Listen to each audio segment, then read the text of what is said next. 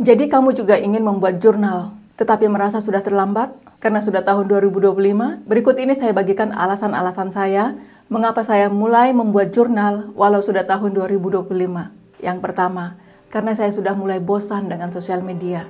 Kedua, saya lelah dengan screen, semua screen. Layar HP, layar tablet, PC, mata capek. Syukur-syukur sekarang sudah tidak nonton TV lagi. Tapi nonton TV-nya ya di YouTube juga. Yang ketiga, saya butuh sesuatu yang real di tangan. Keempat, saya sadar walau saya bosan dengan sosial media, tetapi bagaimanapun itu sudah menjadi dunia sosial kita, sudah menjadi bagian dari kehidupan kita, dan kita tidak bisa tinggalkan itu begitu saja. Dengan membuat jurnal, saya ingin menciptakan space saya sendiri. Alasan kelima, saya sering mencatat, tetapi catatan-catatan saya itu tersebar dan terserak di mana-mana, baik di laci meja maupun di akun-akun sosial media yang beberapa bahkan sudah mati. Dengan membuat jurnal ini, semoga semua bisa disatukan atau setidaknya ada jejaknya yang nyata. Alasan keenam, seringkali ketika saya mendengar podcast atau membaca buku atau menonton film, saya menemukan hal-hal penting atau yang berkesan. Sangat penting, bahkan sangat berkesan. Rasanya itu akan saya ingat selama-lamanya pada saat itu. Tapi besoknya atau setelah beberapa waktu, semuanya sudah lenyap. Apa yang tidak dicatat, seiring waktu memang akan terkikis dan terlupakan sia-sia.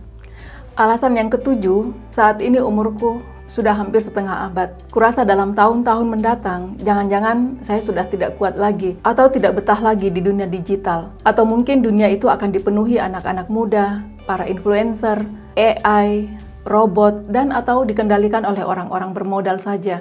Dan kita akan tidak relevan lagi. Gua aja kali ya. Who knows kan, siapa yang tahu. Yang jelas, saya tidak mau menggantungkan eksistensiku sepenuhnya pada dunia digital ini dan sosial media ini. Alasan kedelapan, pengalaman perjalanan, traveling, dan liburan, pertemuan-pertemuan dengan sahabat dan kerabat seringkali hanya berlalu begitu saja, tanpa tercatat. Hanya sekedar foto-foto atau selfie-selfie yang tersebar di berbagai sosial media dan seringkali hanya terabaikan.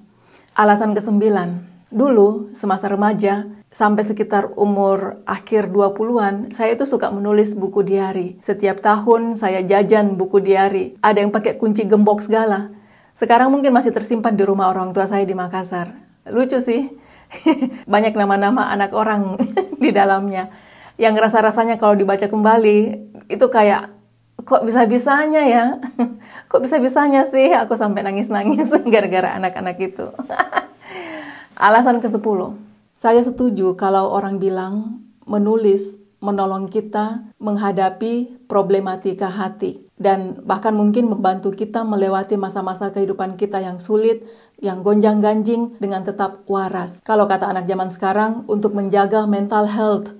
Nah, dulu mungkin saya rajin menulis catatan harian karena memang ya namanya juga masa-masa muda kan ya. Masa-masa itu segala-galanya kayak jadi masalah hati. Semuanya menumpuk dan jadi sesak di dada. Dengan menulis, kita kayak menguraikan satu-satu persoalan-persoalan itu di atas kertas. Makanya setelah menulis, memang rasanya hati itu kayak lebih ringan. Alasan yang ke-11, ketika kita menulis, ketika kita mencari kata-kata yang tepat, kita kayak mundur sejenak dan memandang masalah itu dari sudut pandang helikopter view. Setidaknya itu menolong kita untuk mencari jalan keluar yang walau itu mungkin waktu itu rasanya itu jalan yang lebih sulit dan berat, tapi kita mengerti bahwa itu adalah jalan yang lebih baik, atau mungkin jalan yang terbaik. Yang ke-12, dulu saya menulis diari untuk menuangkan isi hati dan menguraikan pikiran yang berisik. Tapi sekarang saya ingin menulis lagi karena pikiran masih berisik sih, tapi bukan lagi karena persoalan-persoalan yang dulu itu. Sekarang saya ingin menulis lagi karena masalah sudah menipis, kehidupan sudah berbeda, dan karena seringkali sehari-hari tidak ngapa-ngapain. Alasan yang ke-13, ternyata style menulisku itu yang dulu itu disebut era diari, yang isinya curhatan hati. Yang kayak gini lebih banyak urusan hati memang, dan persoalan-persoalan pribadi kita dengan orang lain yang mungkin kita khawatir dibaca orang. Makanya diari-diari pada zaman itu Banyak yang pakai gembok-gembok segala. Kemudian ada juga era scrapbook yang style tempel-tempel gambar atau foto-foto dan segala macam kayak gitu. Saya tidak mengalami era scrapbook ini, dan bukan berarti kedua era ini sudah berlalu dan tidak ada lagi orang yang melakukannya. Masih tetap banyak yang menulis diary dan masih banyak yang membuat jurnal scrapbook. Style yang lain adalah jurnal harian. Pada umumnya sebenarnya pengertiannya sama saja, cuma beda istilah saja dan beda selera masing-masing orang. Untuk kali ini saya pakai style jurnal harian dengan metode bullet journal yang diperkenalkan oleh Ryder Carroll. Salah satu alasan saya untuk mulai menulis jurnal juga adalah karena postingan-postingan di sosial media sudah mulai tidak nyaman buat saya. Selain misalnya ada banyak hate speech, kayak hampir setiap hari ada saja postingan-postingan orang tentang obrolan privat mereka dengan orang-orang lain. Istilahnya sindiran-sindiran halus atau gibahan. Loh, apa hubungannya? Hubungannya adalah karena dari postingan-postingan itu saya belajar bahwa ketika kita bercerita kepada seseorang, tidak semua orang menghandle cerita kita dan diri kita dengan sikap empati dan dengan kasih. Mungkin saja mereka manis saat itu, tetapi kemudian jari jemarinya bermain di sosial media. Pembicaraan privat itu, pembicaraan pribadi kita itu mereka share di sosial media yang secara tak langsung menyindir, mempermalukan, menampar muka kita di ruang publik. Dia bisa bersembunyi di balik istilah anonim, katanya itu general, bukan ditujukan untuk satu orang tertentu. Kalau kita merasa dan protes ke dia mungkin akan berkelit bahwa aku tidak menulis namamu kok. Itu tidak ditujukan kepada siapapun. Tetapi mungkin kita dan dia tahu apa dan siapa yang dia maksudkan. Alasan yang ke-15, ini agak khusus ya. Untuk anak-anak teologi, nama Emanuel Gerrit Singgih tentu sudah tidak asing lagi. Beliau adalah seorang profesor teologi Indonesia, salah satu penulis teologi yang sangat produktif. Dalam salah satu kata pengantar bukunya, kalau saya tidak salah ingat, beliau menceritakan bahwa beliau itu belajar banyak dari buku-buku catatan ayahnya, yang juga adalah seorang pendeta. Dan ayahnya itu menuliskan semua khotbahnya dan mengumpulkannya dengan rapih. Mencatat di sebuah buku, menurutku, bisa bertahan sampai lama untuk generasi-generasi berikut. Seperti prasasti yang bisa kita temukan sampai ratusan bahkan ribuan tahun setelah itu ditulis. Alasan yang ke-16, menyimpan dan menyebarkan pesan-pesan di dunia digital memang memiliki kelebihan-kelebihan tertentu, namun juga memiliki kekurangan-kekurangan. Dan kayaknya makin kesini makin terang bahwa akan lebih banyak kekurangannya dalam jangka panjang. Alasan ke-17, kenangan-kenangan dan catatan-catatan yang kita simpan di sosial media atau di blog misalnya, itu juga rentan hilang dan terabaikan, dan bisa jadi terlupakan. Dan karena mungkin minat kita berubah, atau kita tenggelam dalam kesibukan dan keasikan yang lain, sehingga melupakan koleksi-koleksi kita itu. Itu sudah sering terjadi sama saya.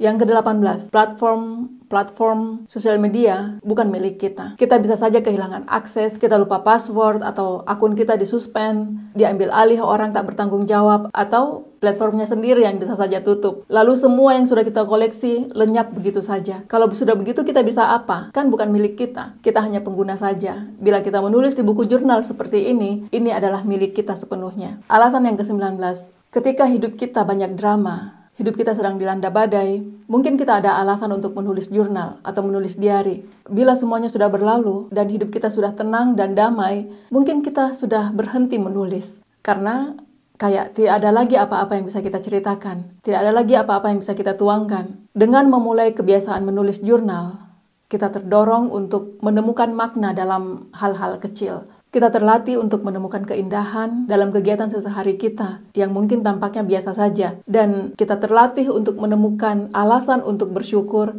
walau kehidupan kita biasa-biasa saja. Alasan yang ke-20, dengan menulis jurnal, kita akan belajar menghitung hari-hari kita dengan bijaksana dan memahami makna kehidupan ini. Alasan ke-21, menulis jurnal bukan berarti kemudian saya lantas keluar dari dunia digital sama sekali. Ini adalah katakanlah untuk memenuhi kebutuhan kita sebagai makhluk sosial dan makhluk individu. Jangan-jangan selama ini saya merasa bosan dan muak dengan sosial media karena kayak saya hanya memenuhi kebutuhan sosialku sampai bahkan berlebih-lebihan dan kebutuhanku sebagai individu sepi dan kelaparan.